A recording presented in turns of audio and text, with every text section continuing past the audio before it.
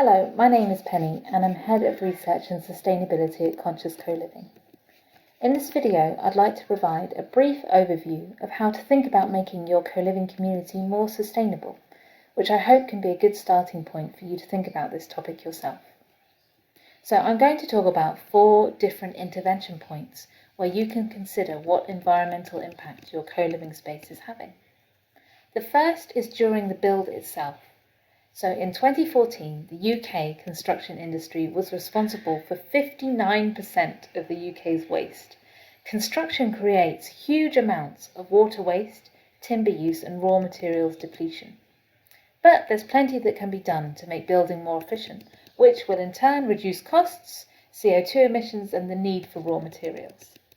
Some things you can do are select materials with a high recycled content, have efficient construction practices, and monitoring and sorting of waste on site, and implement circular economy principles such as designing for deconstruction and putting in place take-back schemes for furniture and fittings.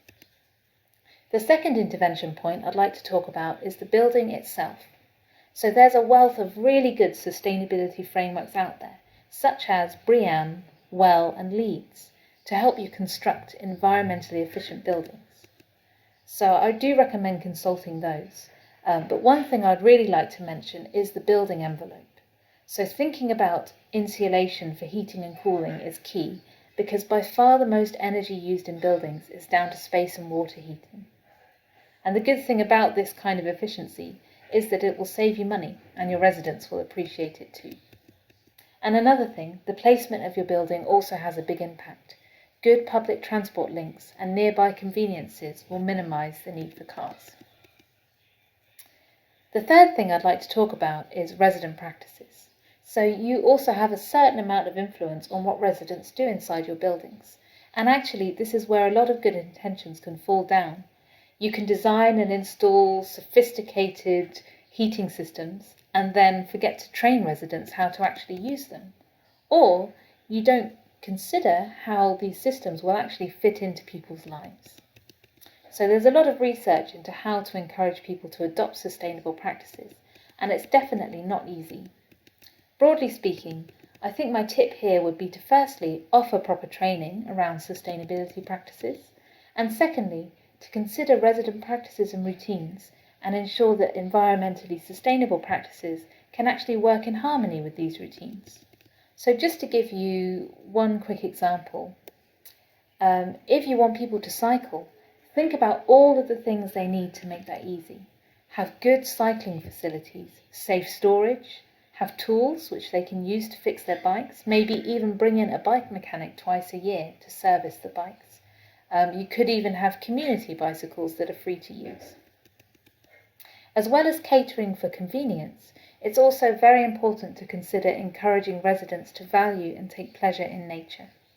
So allow your residents to connect with green space. This has many health benefits, as well as reminding residents to care about biodiversity. So rooftops are great places for gardens, but you can also bring nature inside through houseplants or windows which look out onto green space. The final intervention point I'd like to talk about is events and outreach. So as the community manager, you're the social architect. You create the framework in which people interact. So why not make this framework a framework in which sustainability is encouraged and normalised? Some examples of this might be having communal meals as vegetarian, or working with green businesses and shouting about their eco-credentials. You can also host talks on sustainability, which bring people in from the wider community. This gives an opportunity for discussion, which is important because there's so many ways of engaging with sustainability, and it means so many different things to different people. If you harness the energy of your community on this topic, they're bound to enrich yours and each other's perspectives and practices. So that was a very quick run through 4 intervention points to hopefully get you started. So those were the construction process, the building, resident practices, and events and outreach. Out of these, I think my top tip is to be an influencer. You're in a unique position to in some ways shape how people live, what information they're exposed to and what they do every day. So make the most of it. And not only will you be helping the planet, but you'll find your co-living community to be enriched socially, financially, and culturally as well.